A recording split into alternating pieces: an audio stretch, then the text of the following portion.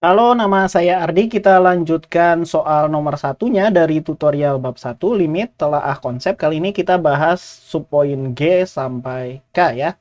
Kita langsung bahas aja dari yang G.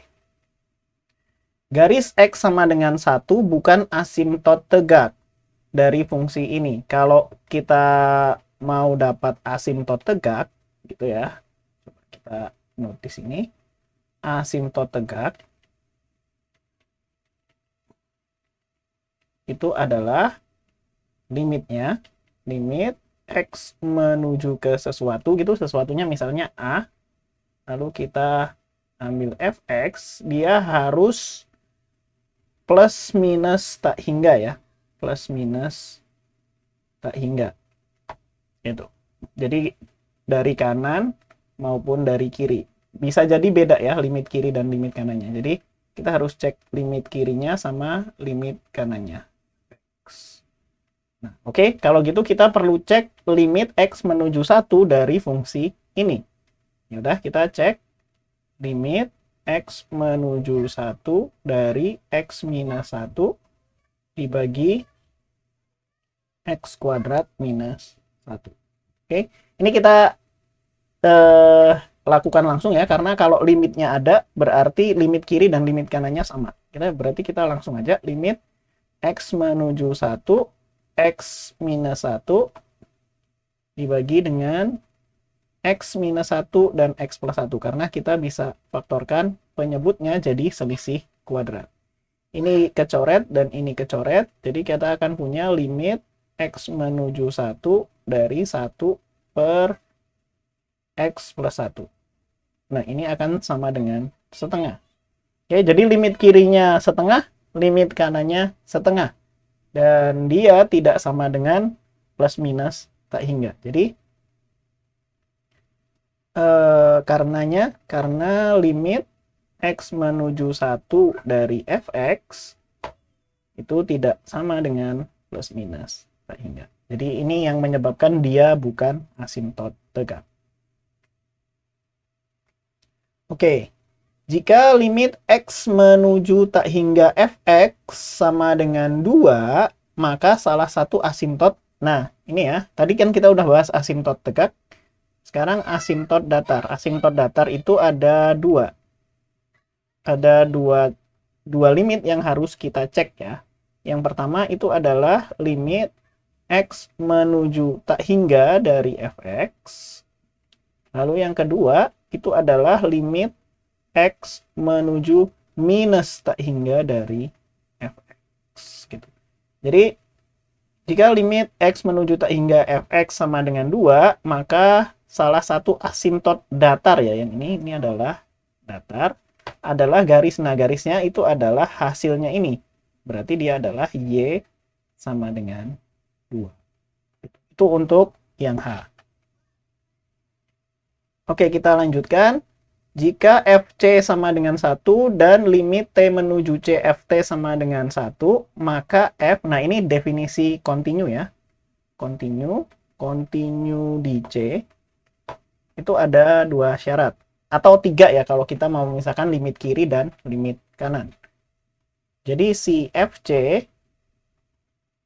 itu harus sama dengan limit kirinya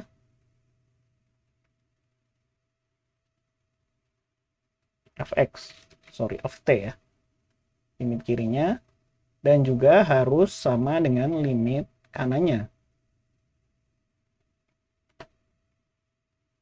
Cuman ini sering disingkat jadi satu ya, jadi si FC-nya itu harus limit T menuju C dari FT.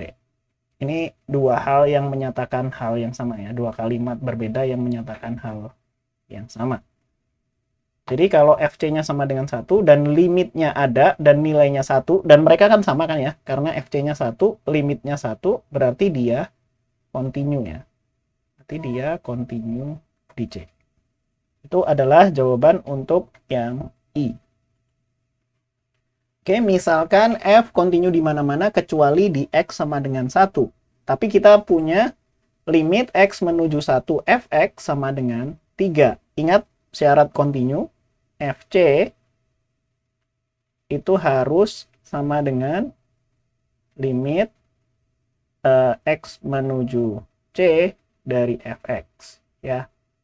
Di sini kita diberikan X-nya itu 1 ya. Berarti kita mau F1 supaya kontinu ya, agar kontinu. Agar kontinu. F1 itu harus sama dengan si limitnya. 1 Fx. Nah, karena kita udah diberitahu limitnya ini berarti F1 harus sama dengan 3. Gitu ya. Jadi ini jawabannya adalah 3 untuk yang C. Oke, terakhir diketahui F kontinu pada selang A, B. Jika FA kurang dari 0, artinya FA negatif, dan FB lebih dari 0, artinya FB positif, maka berdasarkan teorema nilai antara terdapat C elemen apa? Ini maksudnya seperti ini ya. Kita punya suatu selang gitu. Suatu selang, ini sumbu X. Misalnya ini ada sumbu Y ya. Sumbu Y, lalu ini ada titik A dan titik B. Fungsinya kontinu. Nah, di A, dia punya sebuah hasil di sini ya. Si FA itu ada di sini. Ini adalah FA, karena FA bilangan negatif. Sedangkan FB itu bilangan positif. Berarti FB ada di sini ya. Ini FB. Nah, teorema nilai antara itu bilang bahwa kalau si fungsinya kontinu, pasti ada suatu saat di mana dia memotong sumbu koordinat gitu ya. Ya kan? Bagaimanapun dia harus memotong sumbu koordinat pada suatu saat ya. Berarti terdapat C, berarti C-nya tuh di sini nih. C itu di selang A, B. C elemen A, B sehingga, nah ini FC-nya ya, sehingga FC karena ketika dia memotong itu sama dengan 0. Ini adalah pernyataan dari teorema nilai antara.